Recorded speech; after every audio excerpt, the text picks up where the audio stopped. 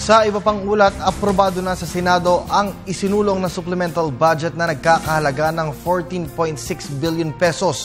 Matapos po ang ikatlo at ang naturang pondo ay gugugulin sa rehabilitasyon at pagtugon sa mga pangangailangan ng mga nasalanta ng kalamidad.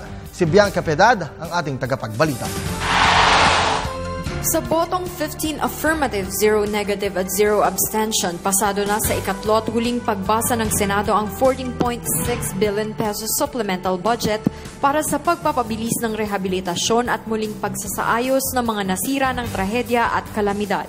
Ayon kay Senate Finance Committee Chair Francis Escudero, sa 14.6 billion pesos kukunin ng 3.4 billion para sa Quick Response Fund ng Department of Social Welfare and Development o DSWD, habang gagamitin naman bilang Calamity Rehabilitation Fund ang 11.2 billion pesos.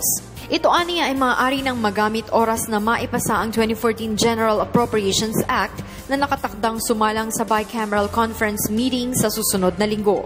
Sa ngayon, ani Escudero ay nagkakaroon ng parehong kapulungan ng Kongreso ng pre-BICAM meeting upang paghandaan at mapabilis nila ang pagpapasa ng 2014 national budget. All hearings are public, whether in committee or bicameral conference committee. That is my understanding. That's what I have been operating on since I became a member of Congress, both in the House and in the Senate. Kaya nga nagugulat ako, public ba? Sabi ko, bakit hindi?